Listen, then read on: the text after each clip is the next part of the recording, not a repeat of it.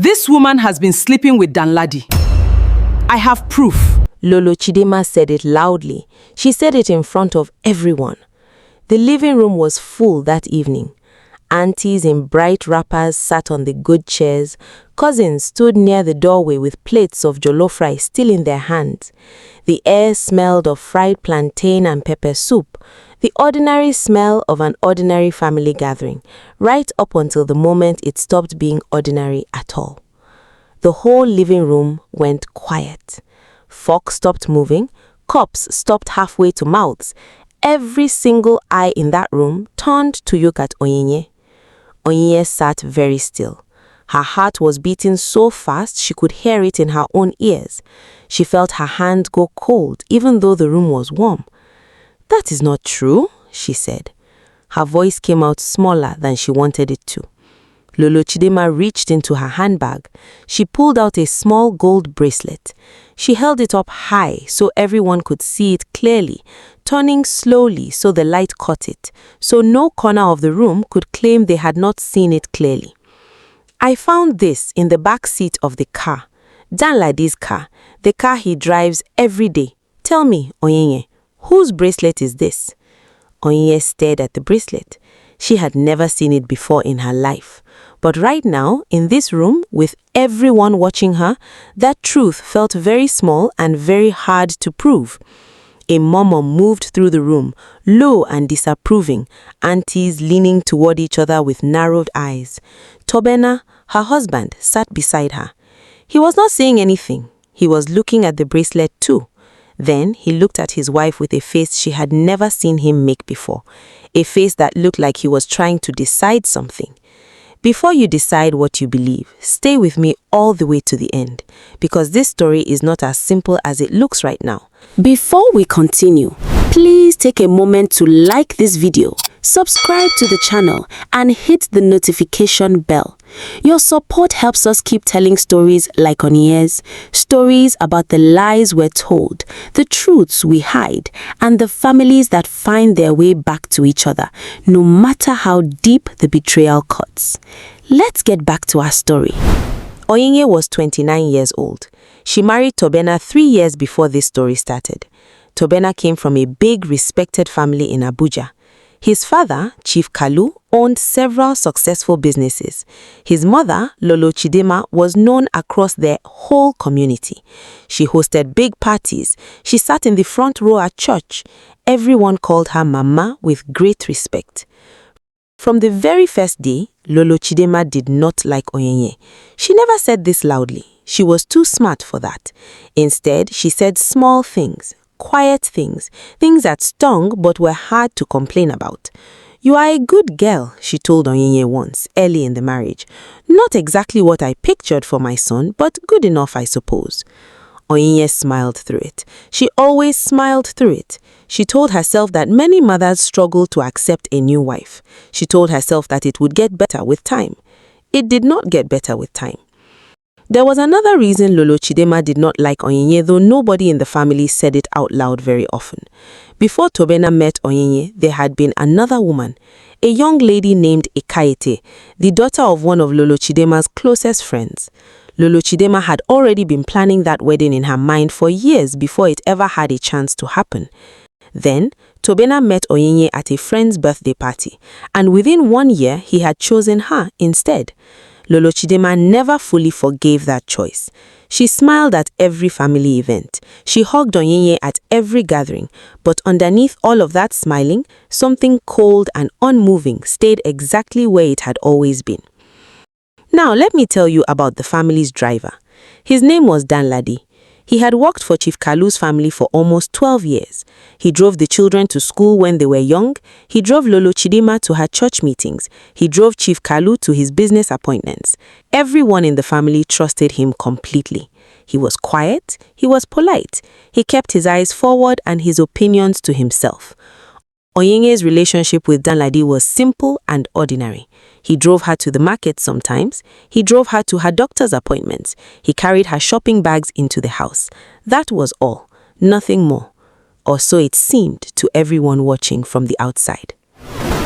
3 months before the family gathering where everything exploded, something began happening that Onyinye never explained to anyone. Not to Tobena, not to her own mother, not to a single soul. She began meeting Danladi privately, quietly, in the family's parking garage in the evenings when nobody else was around.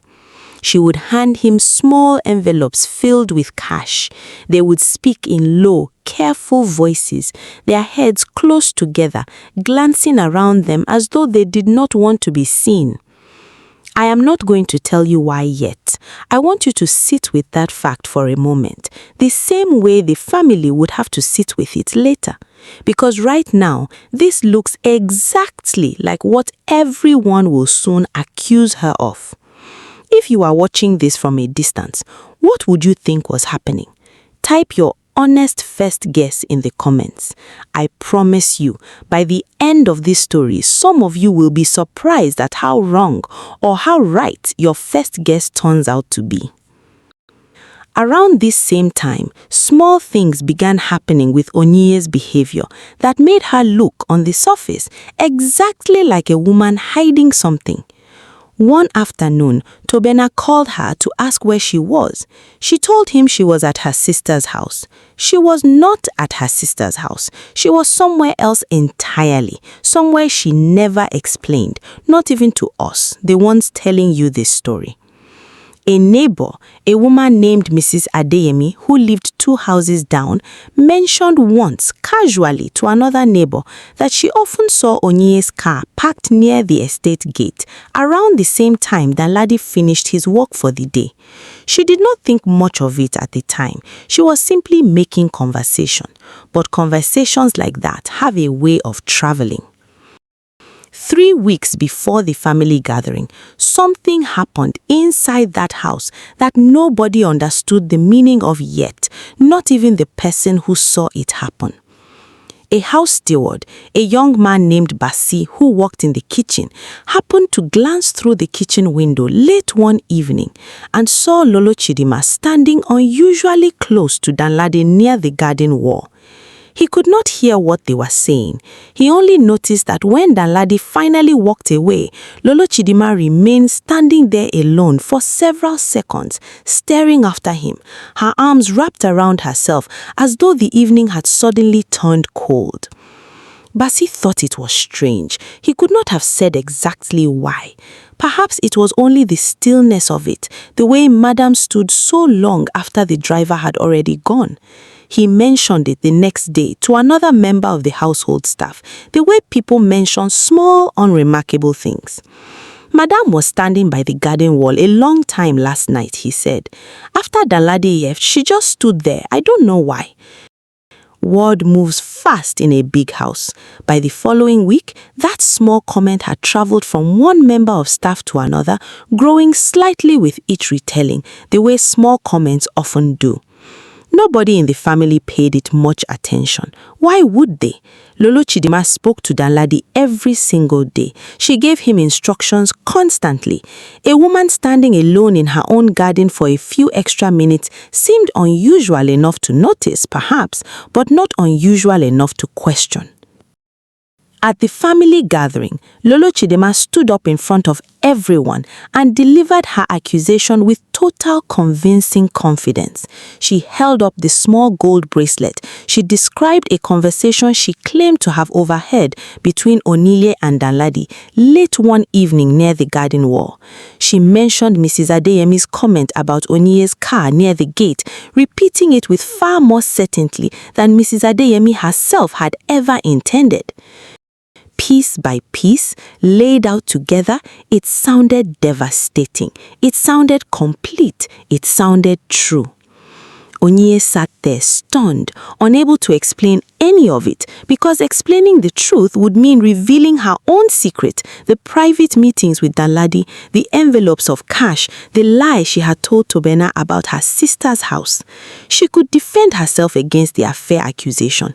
That much she knew was false. But every small piece of evidence Lolo Chidima had gathered pointed at something real that Onyinye actually had been hiding, just not the thing she was being accused of.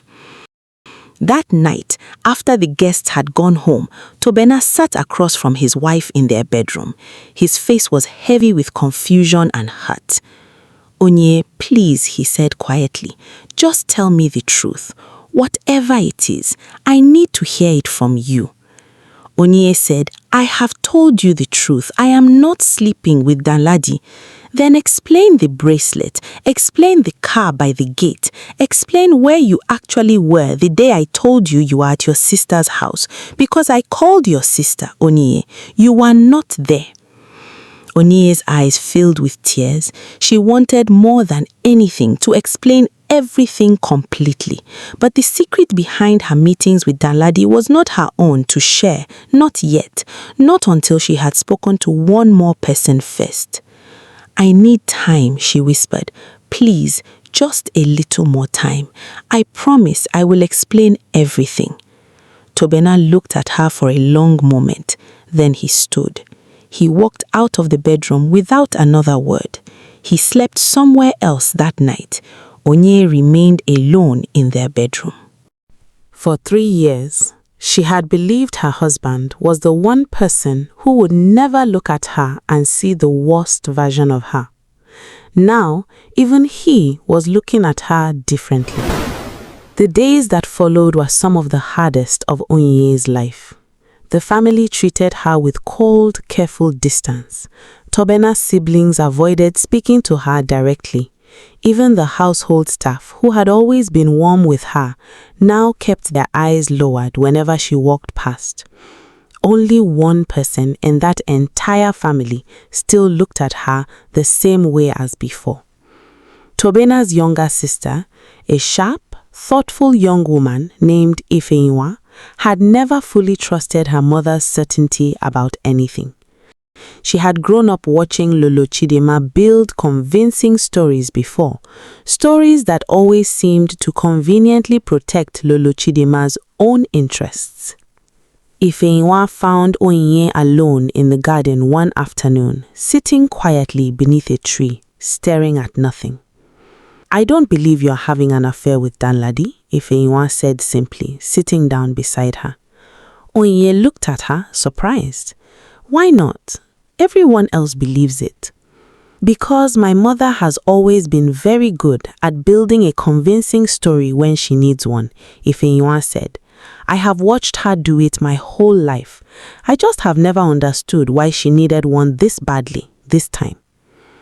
If you have ever had one single person believe you when the whole world had already decided you are guilty, type "one person is enough" in the comments.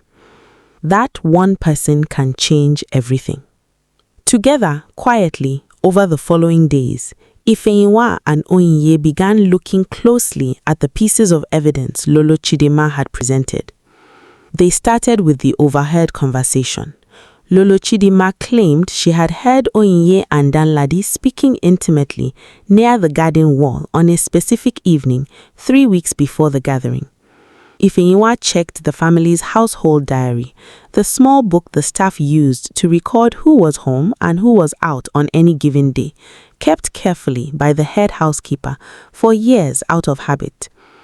On that exact evening, Onyinye had actually been at a friend's baby shower across town, a fact easily confirmed by photographs the friend had posted, time-stamped clearly, showing Onyinye smiling in a bright yellow dress at a party 30 minutes away from the house. She could not have been standing near the garden wall that evening. She was somewhere else entirely, provably, undeniably somewhere else. That was the first crack in Lolo Chidima's story. Then, Ifeinwa looked at the bracelet. She remembered something from her childhood, a small detail most people would have forgotten. Her mother once owned a matching pair of gold bracelets, a gift from Chief Kalu many years earlier, back when their marriage had still been warm. Ifeyinwa had seen both bracelets many times growing up, sitting together in a small velvet box in her mother's jewelry drawer. She went looking for that velvet box. She found only one bracelet inside.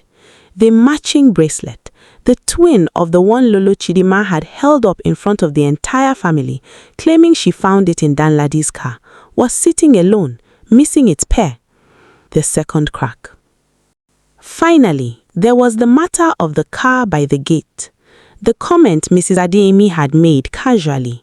The comment that had grown into something much larger as it traveled through the neighborhood. Ifeyinwa visited Mrs. Adeyemi directly and asked her, gently, exactly what she remembered seeing. Mrs. Adeyemi, slightly embarrassed by how far her simple comment had traveled, explained that she had only ever seen Onyinye's car near the gate a handful of times, always briefly, always during ordinary daytime hours, nothing unusual or suspicious about it at all. She had never once said or meant to imply anything about Danladi being involved. The story had simply grown larger and darker with each person who repeated it, the way stories often do. With the overheard conversation disproven, the bracelet traced back to Lolo Chidima's own jewelry box, and the neighbor's comment shown to be harmless and misunderstood, Ifeyinwa and Onyinye now had almost everything they needed. But one important question remained unanswered. If Onyinye truly was not having an affair with Danladi, why had she been meeting him privately? Why had she lied to Tobena about where she was that afternoon? Ifeyinwa asked her directly, gently, without judgment. Onyinye was quiet for a long moment. Then finally, she told her the truth.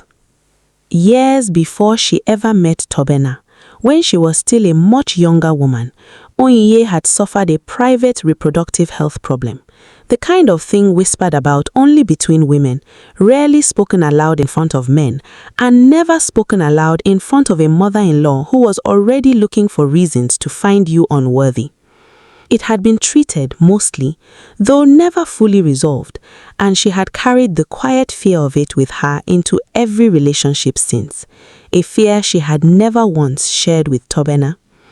When she fell in love with Tobena and understood slowly how deeply his mother had already wanted a different woman for him, a woman like Ekaicha, from a family Lolo Chidima had chosen and trusted for years, Onyinye's old fear sharpened into something much more specific and much more dangerous.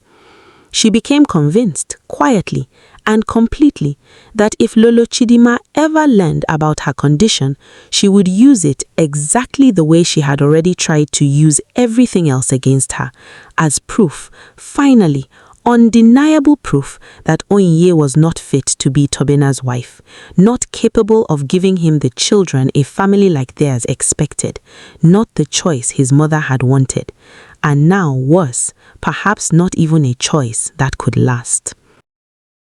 3 months before the family gathering, the old problem had returned, more seriously this time, and Onyinye needed a procedure urgently. A costly one she could not bear to explain to Tobena, terrified that even her own husband, might carry the news back to his mother without meaning any harm by it, the way husbands sometimes do. She could not risk it, not with Lolo Chidima already circling, already waiting for a reason. Danladi's cousin worked at a private clinic where Onyinye could see a specialist without her information spreading through the family's social circle. Danladi helped arrange the appointments and collected the cash payments for the clinic because Onyinye was terrified of using the family's usual accounts before she was ready to tell Tobena herself. He had helped her arrange everything privately, discreetly, without asking questions, simply because he was a kind man who had always respected her. The envelopes of cash were payments toward the clinic and the procedure. The lie about her sister's house was the day of the actual procedure itself. A day she had been too frightened and too private to explain honestly, even to her own husband. Ifeyinwa listened to all of this with quiet, growing understanding. Then she nodded slowly. "That explains everything about you," she said gently. "But it still does not explain the bracelet. If it is my mother's, and it was not truly found in Danladi's car the way she claims, then why did she say it was?" Neither of them had an answer yet. But now, knowing Onyinye was innocent for certain, Ifeyinwa began watching her own mother far more closely than she had ever had before. Then, without warning, Danladi asked to resign. He gave no clear reason. He mumbled something about wanting to be closer to family upcountry, about it being time for a change after so many years. Chief Kalu, surprised and a little hurt after 12 years of loyal service, asked him to reconsider. Danladi would not be moved. He wanted to leave within the month, quietly, without any fuss, without saying goodbye to most of the household. Ifeyinwa found this stranger than almost anything else. A man who had served this family faithfully for over a decade, suddenly desperate to disappear, right in the middle of an accusation that centered on him. She went back to the household diary. This time, she looked at her mother's movements. Evenings marked simply as prayer meeting did not match the schedule of any prayer meeting Ifeyinwa could confirm with the church secretary. And the dates kept lining up with evenings Danladi had also logged as working late. One evening, then another, then another. It was a pattern. Ifeyinwa gathered everything quietly. The baby shower photographs, the bracelet, Mrs. Adeyemi's clarification, Danladi's sudden resignation, the household diary, and finally, she went looking for the matching bracelet's true origin one more time, more carefully this time. At the very back of the same velvet box, she found something she had missed before. A small folded receipt, faded but still legible, from a jeweler in town. It was dated years earlier. It was for a pair of gold bracelets, purchased not by Chief Kalu, as she had always assumed, but by Lolo Chidimma herself, paid for in cash, the same year the whispers about her lonely marriage had first begun among the older aunties. Ifeyinwa sat with that receipt for a long time before she finally understood the full shape of what she was looking at. She went to find Onyinye. Together, that same evening, they went to find Lolo Chidimma. They found her alone in her sitting room. Ifeyinwa placed the receipt on the table between them, along with her notes from the household diary.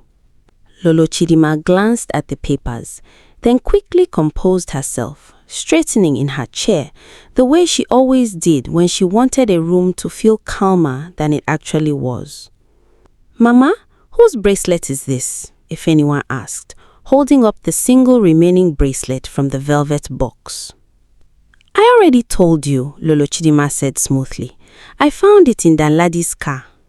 "Then why is the matching bracelet still sitting in your jewelry box, Mama? I found it myself, right where it has always been." Silence. Lolo Chidimma's jaw tightened. "I have owned many pieces of jewelry over the years. Perhaps I bought 2 similar bracelets at different times. Is that now a crime in my own house?" "This receipt says otherwise," Ifeyinwa said quietly, sliding the folded paper across the table. "One purchase, one pair, paid for in cash by you.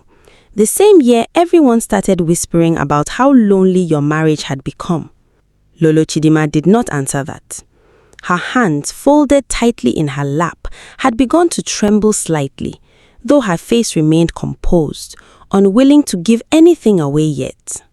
"And why?" Ifeyinwa continued, her voice steady, though her own heart was pounding. "Does the household diary show you, marked down as being at prayer meetings on 3 separate evenings, when the church secretary confirms no such meetings ever took place on those dates?"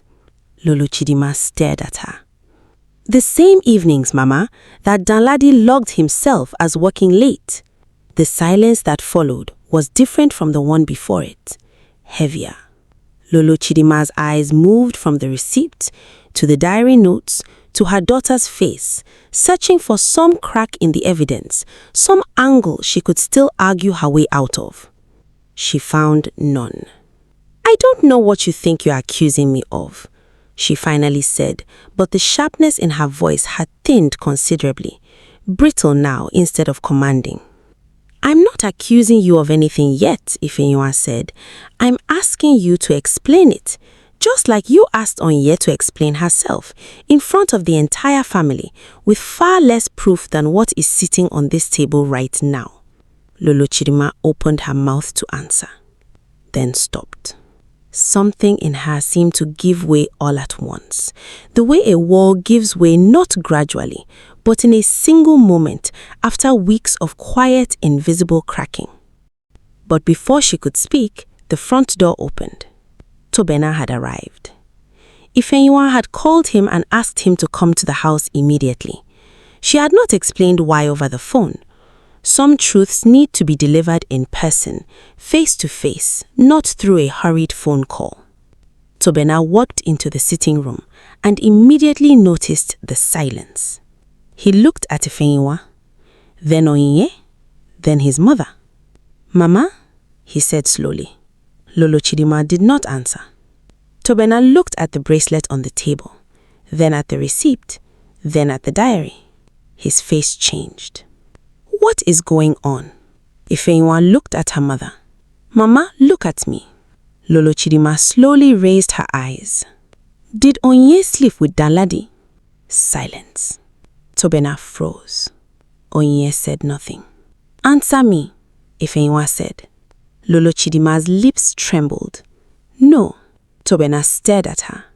For a moment, nobody moved. Then Ifenyinwa asked the question that seemed to take all the air from the room. "Then who did?" Lolo Chidima could not answer. Her eyes filled with tears. Tobena's voice became quieter. "Mama." Still, she said nothing. "Mama, look at me." She raised her eyes to her son, and whatever strength she had been holding on to finally disappeared. She sat down heavily in her chair, as though her legs could no longer hold the weight of what she was about to say. "You do not understand what it is like," she began, her voice trembling in a way neither Ifenyinwa nor Onyinye had ever heard from her before. 30 years I built this family's name. 30 years people looked at me with respect. And for the last 2 years, I have watched my own husband disappear into his businesses, into his phone calls that go quiet the moment I enter a room, into a life that no longer has space for me in it. She told them everything. The loneliness in her marriage, Chief Kalu's long absences. The quiet, painful rumors about another woman that everyone in the family chose to ignore rather than confront, whispered about at gatherings but never spoken directly to her face. The comfort she had found, slowly, dangerously, in conversations with Danladi during long drives, conversations that started as nothing more than a tired woman speaking to the one person who seemed to actually listen. It was never supposed to become what it became, she said.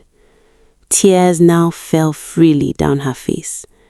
I told myself it was harmless, just talking, just someone to listen. And then it was not just talking anymore. And by the time I understood what I had allowed to happen, I did not know how to stop it or how to undo it. She told them about Basi seeing her that evening near the garden wall, about the panic that followed, a panic so sharp she had barely slept for 2 nights straight, about the desperate, cowardly decision to build a case against Onyinye before anyone could build one against her. I am not proud of what I did, Lolo Chidima said, her voice breaking completely now. I was frightened. I saw an easy target, and I used her to protect myself. She looked at Onyinye. I took my own bracelet and I twisted a harmless comment from a neighbor, and I built a lie strong enough that nobody would question it, because I could not bear the thought of this family looking at me the way they were about to look at Onyinye. Onyinye sat quietly through all of this, feeling something complicated settle in her chest. Not quite triumph, not quite relief, something heavier and more exhausted than either of those things. "You let the whole family believe I was capable of that?" Onyinye finally said. "You let my own mother question me." She looked at Lolo Chidima. "You did that to protect yourself from something you were actually guilty of." Lolo Chidima had no defense left to offer. She simply nodded, her head bowed low. Tobena stood completely still. Then he turned toward his mother. "Mama, you didn't just lie about my wife." His voice was low, but every word landed heavily. "You made me become part of the lie." Lolo Chidima began to cry harder. "You made me doubt the woman I married. You made me look at her and question her character.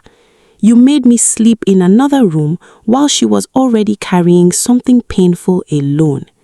He shook his head. "I defended you because you were my mother. I trusted you because you were my mother. And you used that trust to destroy my trust in my own wife. Mama, why?" Lolo Chidima could not answer. Tobena looked at Onyinye. His expression broke. "I am sorry." Onyinye's eyes filled with tears. "I doubted you," he said. "I let my own mother's lie sit between us. I watched you carry all of this alone, and I made it worse by hesitating instead of standing beside you the moment it mattered most. I am so sorry, Onyinye." He stepped closer. "It should have never had to face any of this by yourself." He reached for her hands, holding them tightly, as though trying to make up in that single moment for every moment of doubt that had come before it. "From now on, whatever comes, whatever anyone says about you, I will ask you directly, and I will believe you." He squeezed her hands. The first time. A pause. Every time. In the weeks that followed, the full truth became known throughout the family, and eventually, quietly, throughout their wider social circle as well. Lolo Chidiama's standing, built carefully over 30 years of parties and church committees and careful reputation, collapsed steadily under the weight of what she had done. Old friends grew distant. Invitations stopped arriving. The respect she had commanded for so long did not return easily, if at all. Chief Kalu, forced finally to confront both his wife's affair and his own long absence from the marriage that had allowed loneliness to take root in the first place, faced his own difficult reckoning. There was no easy, clean redemption for him either. Their marriage, already fractured for years beneath its polished surface, would need a long and uncertain road to repair, if it could be repaired at all. Danladi, for his part, resigned from the family's employment quietly, choosing to start over somewhere his past connection to this household would not follow him. Onyinye finally underwent her medical procedure fully in the open now, with Tobena beside her every step of the way, holding her hand through appointments she had once faced alone and afraid. He never once made her feel smaller for having needed it or for having hidden it. If anything, her willingness to protect herself quietly, even under difficult circumstances, only deepened his respect for her. Their marriage, tested severely by everything that had happened, did not simply survive.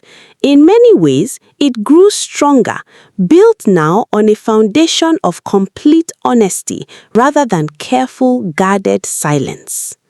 Tobena made a quiet, permanent decision that day, one he repeated to Onyinye often in the months that followed.